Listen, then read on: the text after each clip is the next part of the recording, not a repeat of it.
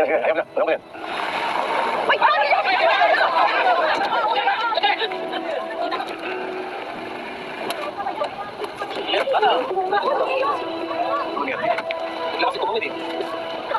Mayor! Okay, nakontrol po ng driver niyo yung anak ko. Ano pong gagawin natin?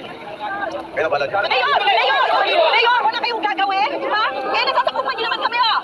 Ang kapal niya mukha mo! Kamainila rin kami! Oo! Wala rito kami! Hindi.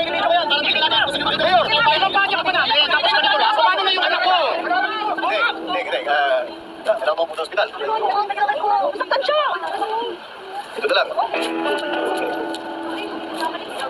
Oh, kung may akong bahala, ha? Sige, ingat na kayo, susunod. Pag tumatawid kayo, mag-ingat, ha? Huwag kayo na pumahala dyan. Salamat! Salamat, Mayor! Mayor! Tabi. Sige na. Dapat na to. Ano ba sana sa eleksyon? Oo nga! Magkano binigyan ni Mayor? Maliit lang. Ito, 5,000. Ah! Ang pangaliit naman yan! Para ako rin, pati Mayor! Kulang na kulang sa sapat ko sa bahay. Di bale. Balik tayo itong Divisoria. Doon na lang tayo tumiskante.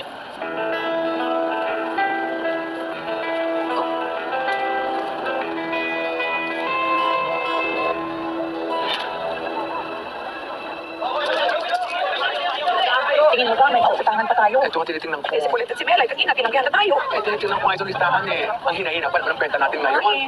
Alo, Len. Alo kayo. Ito, Emily, ano nakita niya ng hulog ko? Ay, naku, ayan tayo, nagkakalagwa na naman tayo niyan eh. Malihan mo kaya. Ikaw nga, yun naman ang bisyo sa letter sheet. Kaya, na ako. Kapit pa yung